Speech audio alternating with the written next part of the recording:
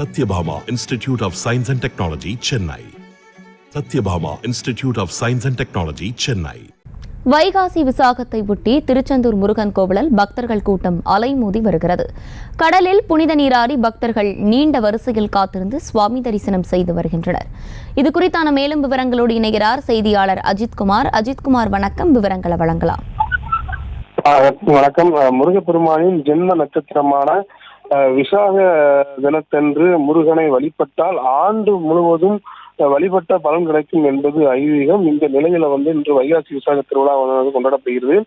முருகப்பெருமானின் அறுபடை வீடுகளில் இரண்டாம் படை வீடான திருச்செந்தூர் சுப்பிரமணிய சுவாமி திருக்கோவிலில் அதிகாலை முதலே பக்தர்கள் தமிழகத்தின் பல்வேறு பகுதிகளில் உள்ள பக்தர்கள் அழகு குச்சியும் காவடி எடுத்தும் பாத யாத்திரையாக தரிசனம் செய்வதற்காக கடலில் புனித நீராடி நீண்ட வரிசையில் காத்திருந்து சுவாமி தரிசனம் செய்து வருகின்றனர்.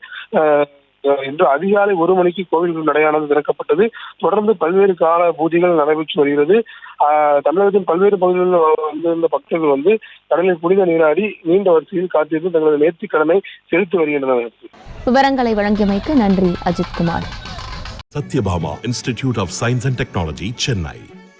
Satyabhama Institute of Science and Technology, Chennai.